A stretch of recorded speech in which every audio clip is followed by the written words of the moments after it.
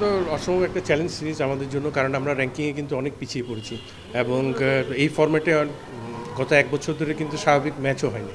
তো সেইভাবে আমি মনে করি যে প্লেয়ারদের কিন্তু যথেষ্ট ঘাটতি আছে এই জায়গায়, এবং বিসিএলের 3টা ম্যাচ ওরা খেলতে পেরেছে, ফাইনাল শো 4টা। তো সেই জায়গায় কতটুকু কামব্যাক করে এটা একটু বলা মুশকিল, কারণ ইন্টারন্যাশনাল ক্রিকেট আর ডোমেস্টিকের মধ্যে ডিফারেন্স আছে। তারপর আমি বলবো যে যেহেতু প্লেয়াররা একটা খেলার মধ্যেই ছিল, এখান থেকে রিকভারি করার একটা সুযোগ পেয়েছে। তারপরে ওটা একটা চ্যালেঞ্জ থেকে যাবে। পাকিস্তান যথেষ্ট ভালো টিম, যদিও পাকিস্তানের নতুন অনেকগুলি খেলোয়াড় নিয়ে আসছে, সেই হিসাবে আমি মনে করি যে পাকিস্তান দল তো পাকিস্তান, তো সেই হিসাবে একটা চ্যালেঞ্জ থাকবে এবং আমাদের সেরা খেলাটা আমরা দিতে পারলে হোপফুলি যে আমরা ভালো করবো। আর যেহেতু মিরপুরে খেলা, একটা অ্যাডভান্টেজ আছে আমাদের, আমরা সবসময় মিরপুরে ভালো খেলে থাকি হোম সয়েলে। তো সেই জায়গায় একটা অ্যাডভান্টেজ নিয়ে ভালো ক্রিকেটটা খেলার জন্য এবং দেখার জন্য অপেক্ষা আছি। যে কোনো অ্যাপ্লাই এখনও করিনি, এটা এটা হয়তো মানে অন্যদিকে নিয়েছে। এটা বিসিবির ক্রাইটেরিয়া কি এটা জানার জন্য আমি শনিবারে আগামীকালকে এটা একটু জানতে যাব, কারণ তারপর চিন্তাভাবনা আছে। অ্যাপ্লাই করেছি এটা কিন্তু সঠিক না, কারণ আমি এই ব্যাপারে বোর্ডে কারোর সাথে কোনো ডিসকাসই করিনি। তো সুতরাং এটা নিয়ে আলোচনা করাটা ঠিক হবে না। এখন কিন্তু মিরাজ আমাদের যে কয়জন খেলোয়াড় আছে মানুষ ধরেন টপ ক্রিকেটার, এবং অলরাউন্ডার তো এখন নাই, সাকিব যাওয়ার পরে অলরাউন্ডার মিরাজে আছে এবং very good cricketer, very sensible cricketer. তো আমরা এই ফর্ম্যাটে ওর জন্য খুব অ্যাপ্রোপ্রিয়েট এবং যথেষ্ট ভালো দেওয়ার অনেক অনেক জায়গা আছে, কারণ ব্যাটিং বোলিং ফিল্ডিং সব দিক দিয়ে ও সেরা। তো আর আমি মনে করি যে যেহেতু ক্যাপ্টেন, ওর থেকে আমরা আরও বেস্ট পারফরমেন্স আমরা চাবো। যেহেতু এই ফর্ম্যাটে খেলাটা একটু কম হয়েছে, একটা অধিনায়ককে আপনি একটা দুইটা সিরিজ দিয়ে আপনার কোনো দিন মূল্যায়ন করা যায় না, অ্যাটলিস্ট 4-5টা সিরিজ আপনার যেতে হবে। যেহেতু আমাদের টপ লিডিং ক্রিকেটার, ওর আন্ডারে অবশ্যই টিম ভালো খেলবে আমি আশা করি, এবং ওর যথেষ্ট ক্যাপাবিলিটি আছে ফ্রন্ট লাইনের থেকে দলকে পরিচালনা করার জন্য। আমি বেস্ট উইশেস অবশ্যই থাকবে এই সিরিজের জন্য, এবং আমার মনে হয় যে 2027-এর বিশ্বকাপ সামনে রেখে এই প্রস্তুতিটাও ভালো মতো এটা শুরু করতে পারে। এখানে আমি দেখি এখন ওরকম চিন্তা করি নাই, চিন্তা ভাবনা করে যদি ক্রাইটেরিয়া সেটা কীভাবে কাজ করার সিস্টেমটা কী হয় ওটা জেনে শুনে তখন চিন্তা করা হবে।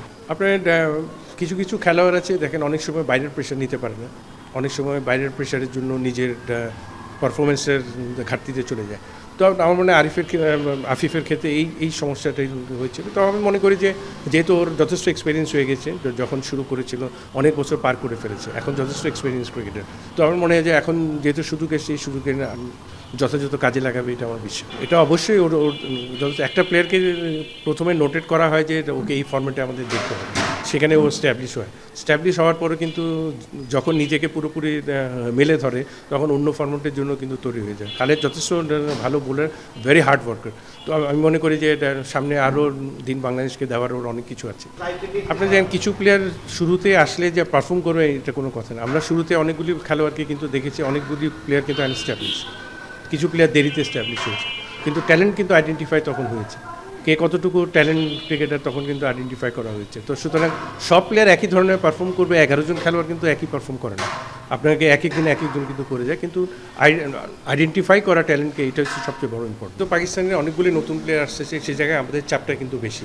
এই জায়গায় কিন্তু আমাদের যদি একদম সেরাটা আমরা দিতে না পারি, তাহলে কিন্তু সিরিজ জেতা মুশকিল হবে, এবং আমাদের সিরিজের পয়েন্টগুলি ভেরি ভেরি ইম্পর্টেন্ট, কারণ র্যাঙ্কিংয়ে উপরে না থাকলে হয়তো কোয়ালিফাইংও খেলতে হতে পারে। তো সেই হিসাবে র্যাঙ্কিংয়ে উপরে যাওয়ার জন্য এই সিরিজটা ভেরি ইম্পর্টেন্ট, এবং পাকিস্তান যেহেতু নতুন প্লেয়ার নিয়ে আসছে, পাকিস্তানের জন্য কিন্তু একটা বিরাট চ্যালেঞ্জ আছে, এবং নতুন খেলোয়াড়রাও ওরাও চেষ্টা করবে ওদের সেরাটা দেওয়ার জন্য এবং যাতে স্ট্যাবলিশ হয়। তো আমি মনে করি যে এটা চ্যালেঞ্জিং সিরিজ হবে আমাদের জন্য, অনেক দিন পরেও আমরা এই ফর্ম্যাটে খেলছি, তারপরে আমরা দেখার অপেক্ষা আছি ভালো ক্রিকেটটা এবং ভালো সিরিজ দেখতে চাই।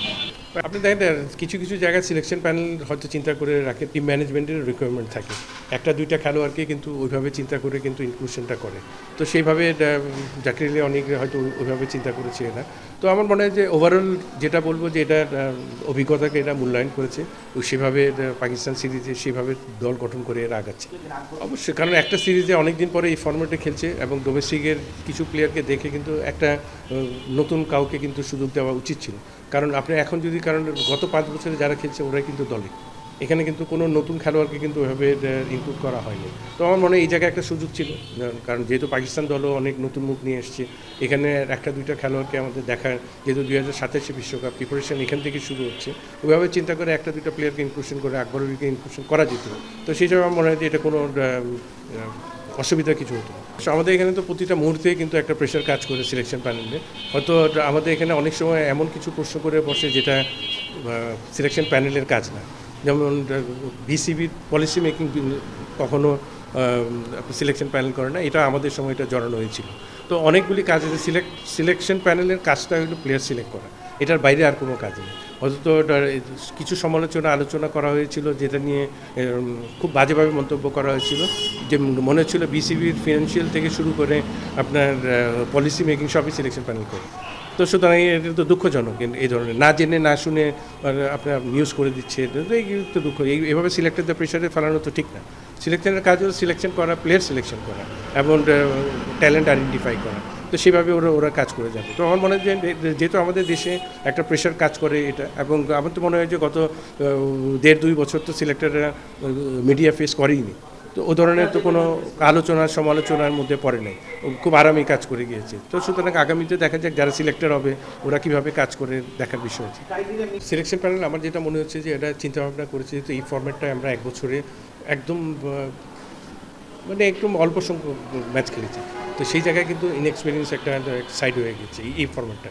তো সেই হিসাবে চিন্তা করে কিন্তু অভিজ্ঞতার একটা মূল্যায়ন দিয়ে কিন্তু ওরা দলটা গঠন করেছে, এবং সব এক্সপিরিয়েন্স প্লেয়ার যারা বিগত দিনে খেলে গিয়েছে ও ধরনের খেলোয়াড়কে নিয়েছে। নতুন কোনো মুখ কিন্তু এরা দলে ইনক্লুশন করে না। ওই চিন্তা ভাবনা করে লিটনকেও কিন্তু ঠিক ওই চিন্তা ভাবনায় নিয়েছে, টিম বেঞ্চের সাথে আলোচনা করে, যাতে মিডল অর্ডারে সামলানো যায়। মিডল অর্ডারে অনেকদিন ধরে কিন্তু এই ফর্ম্যাটটায় ভালো কোনো ব্যাটসম্যান বেরোচ্ছে না।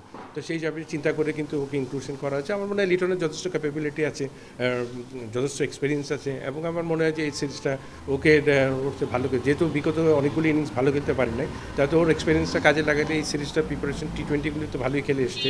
তো আমার বিশ্বাস যে ওর নিজেকে মেলে ধরতে পারবে। সব ধরনের খেলার খবর পেতে সাবস্ক্রাইব করুন। সঙ্গে থাকুন খেলার পাতার।